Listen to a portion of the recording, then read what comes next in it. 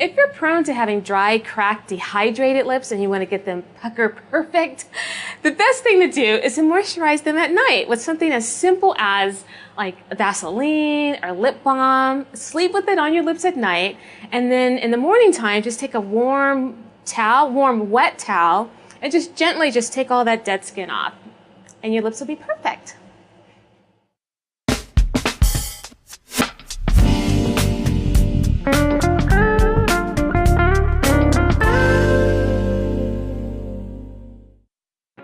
Several brushes that I like to use for applying eyeshadow. Basically, I use my firmer brushes to apply color and my softer brushes to apply and mostly blend, just like this. To catch eyeshadow fallout, I use a little square piece of tissue just like this. Or you can put extra translucent powder under your eyes and let your shadow fall on that, and then sweep it all away with a fan brush just like this.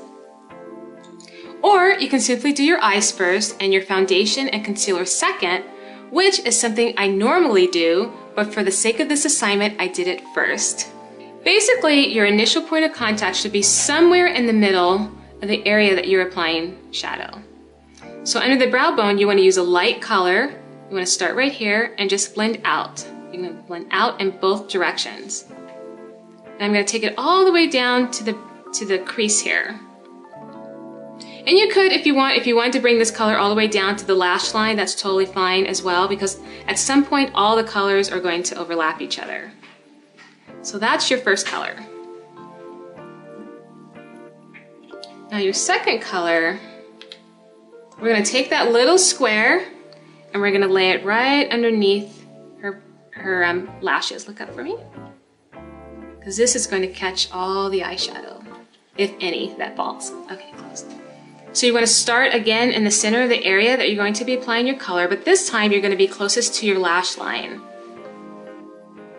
And you're going to blend out in both directions. And the reason why you want to start at the bottom here as opposed to right here is because if you start here, you really have no place to blend out. So you want to start here. You want your color near your lash line to be the most intense here. And then you want to just blend it out so it's a really soft line.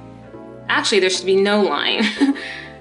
There should be no lines here. We just want to make it seem like they just belong together. So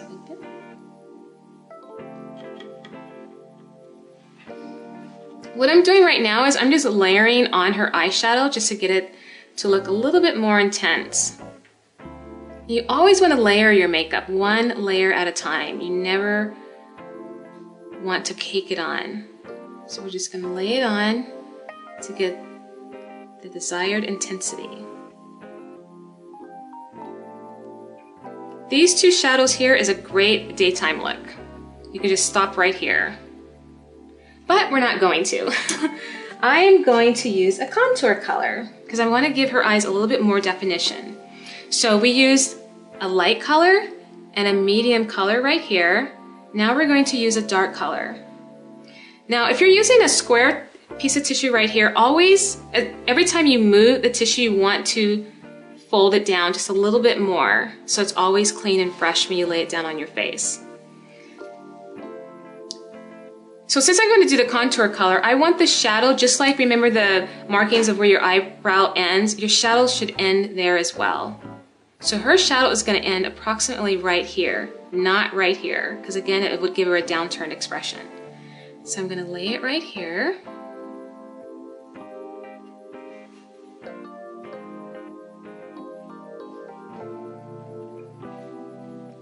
I'm just going to, again, I start at the base of her lashes and I'm going to blend up.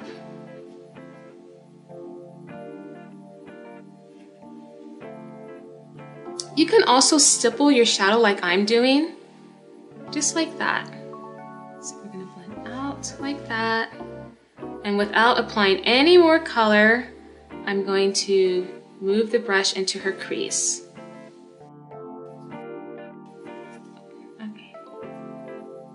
Now, if you think that you don't have a crease, what you can do is just let your brush gently roll along your eyeball there. Just let it feel for the outer edge of your eyeball.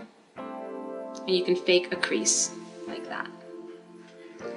Remember, your first point of contact is right underneath the arch of your eyebrow and then blend out and down. Unless, of course, you're using one color, then start near the base of your lashes and blend up and out in both directions. The key is to blend, blend, blend, and don't be afraid to use your fingers if you have to. A great look for teens and the rest of us who would like to maintain our youth is to just use one pastel color, beginning from the base of your lash line to your brow bone and blend up and out in both directions.